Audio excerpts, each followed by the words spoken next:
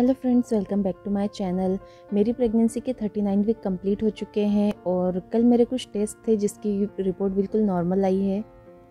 और अब इस टाइम पर हमें एक्टिव रहना होगा जिससे बेबी लेबर के लिए अपने आप को नीचे सेटल कर सके। मुझे फॉर्म वाले पिलोज़ यूज़ करना कंफर्टेबल नहीं लगता क्योंकि वो ओवर सॉफ्ट होते हैं।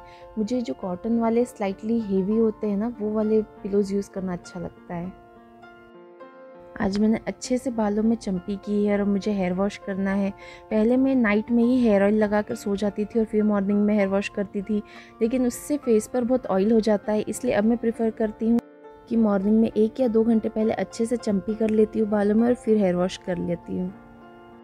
मेरा ब्रेकफास्ट भी हो चुका है और जो मैं मॉर्निंग में प्रेगनेंसी की कुछ एक्सरसाइजेस करती हूँ वो भी हो चुकी है।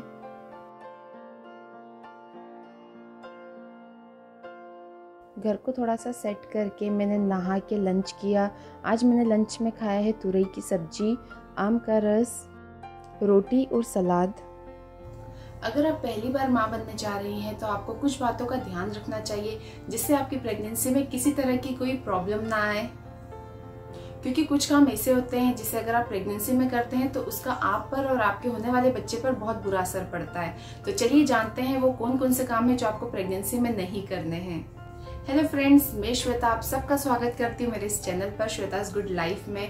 आज हम डिस्कस करेंगे कि आपको प्रेगनेंसी में कौन से वो काम है जो बिल्कुल अवॉइड करने चाहिए जिससे आपको कोई कॉम्प्लिकेशन ना आए प्रेगनेंसी में। वीडियो स्टार्ट करने से पहले अगर आप मेरे चैनल पर नए हैं तो प्लीज़ मेरे चैनल को सब्सक्राइब किए बिना मत जाइएगा, क्योंकि इस चैनल पर आपको कई तरह का कंटेंट देखने को मिलेंगे। करंटली मैं प्रेगनेंसी से रिलेटेड कई सारे वीडियोस बना रही हूँ, डेली ब्लॉग्स भी स्टार्ट कर रही हूँ, तो प्लीज़ आप मेरे चैनल को सब्सक्राइब ज़रूर करिएगा। अगर आपको beauty related tips, DIYs, hair care, hair styles, इस तरह की चीज़ें जानने में इंटरेस्ट है तो आप प्लीज़ मेरे चैनल को सब्सक्राइब ज़रूर करना, क्योंकि इस पर आपको कई तरह के कंटेंट देखने को मिलेंगे।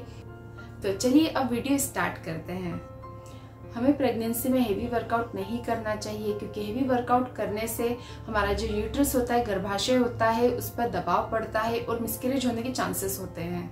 इसके अलावा अगर हम हेवी वर्कआउट करते हैं तो हमारी सांस फूलने लगती है जिससे ऑक्सीजन की कमी होती है, और अगर ऑक्सीजन की कमी होगी तो हमारे बेबी का डेवलपमेंट ठीक से नहीं हो पाएगा। दूसरा जो काम है जो आपको प्रेगनेंसी में नहीं करना है वो है अपने घर पर पेंट करवाना। जब आप घर पर पेंट करवाते हो उस पेंट में कई तरह के केमिकल्स होते हैं जो आपके लिए और आपके बेबी के लिए ठीक नहीं है। आपको सांस लेने में प्रॉब्लम हो सकती है, उससे सांस लेने में तकलीफ होने के साथ साथ आपको इससे बेहोशी या चक्कर आने की प्रॉब्लम भी हो सकती है। तीसरा जो काम है जो आपको प्रेगनेंसी में नहीं करना चाहिए या अवॉइड करना चाहिए वो है फ्रूट जूस पीना। आप पूरा फ्रूट खाइए बजाय कि उसका फ्रूट जूस पीने के, क्योंकि अगर हम फ्रूट का जूस पीते हैं तो इससे उसके फाइबर हमारी बॉडी को नहीं मिल पाते हैं। और अगर आप किसी फ्रूट को नहीं खा पा रहे, आपको जूस बनाना ही, तो आप कोशिश कीजिए कि आप उसमें शुगर ना मिलाएं। फ्रूट्स को हम हेल्दी रहने के लिए खाते हैं, लेकिन अगर आप उसे जूस बनाकर या उसमें शुगर डालकर ज़्यादा पिएंगे तो इससे उसके हमें बेनिफिट्स कम मिलेंगे और उससे हमें ज़्यादा नुकसान होगा। प्रेगनेंसी के टाइम हमें डायबिटीज़ होने का बहुत खतरा होता है, इसीलिए आप कोशिश कीजिए कि शुगर अवॉइड करें। आप फ्रूट्स के बारे में बात करते ही मेरा बड़ा मन करने लगा फ्रूट्स खाने का, तो यहाँ मैंने अपनी फ्रूट प्लेट तैयार कर ली है।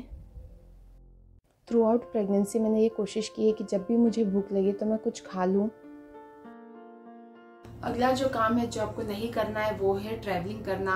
आप खुद के व्हीकल का यूज़ कर रहे हैं या पब्लिक ट्रांसपोर्ट का यूज़ कर रहे हैं, दोनों में ही खतरा रहता है मिसकैरेज होने का। इसीलिए अगर बहुत ज़्यादा ज़रूरी हो तो ही आप अपने पर्सनल व्हीकल से ही ट्रैवल करिए।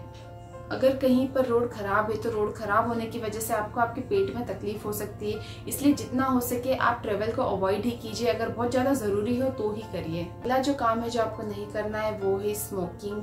अगर आप स्मोकिंग कर रहे हैं या पैक्ड फूड कोई सा खा रहे हैं तो आप इन दोनों चीज़ों को अवॉइड करिए। जितनी भी डब्बा बंद चीज़ें होती है, पैक्ड फूड होते हैं, उसमें कई सारे प्रिजर्वेटिव्स मिलाए जाते हैं ताकि वो खाना खराब ना हो। अगला जो काम है वो है पीठ के बल लेटना। अगर आप पीठ के बल लेट रहे हैं तो इससे आपका जो यूट्रस का है, गर्भाशय का सारा भार आपकी पीठ पर आ जाएगा और आपको कमर दर्द की प्रॉब्लम हो सकती है, इसलिए आप अवॉइड कीजिए पीठ के बल लेटना। सबसे अच्छी पोजीशन होती है प्रेगनेंसी में सोने के लिए, वो होती है लेफ्ट साइड। आप लेफ्ट हैंड साइड पर सोइए, इससे आपके बेबी तक ऑक्सीजन और सारे न्यूट्रिएंट्स अच्छे से पहुंचते हैं। अगला काम है गर्म पानी से नहाना। अगर आप बहुत ज़्यादा गर्म पानी का यूज़ कर रही हैं नहाने के लिए तो इससे आपको प्रॉब्लम हो सकती है। आपकी बॉडी का टेम्परेचर प्रेगनेंसी में वैसे ही थोड़ा हाई होता है और अगर आप गर्म पानी से नहा रही है तो इससे आपका ब्लड प्रेशर लो हो सकता है। ब्लड प्रेशर लो होगा, आपको ऑक्सीजन की कमी होगी।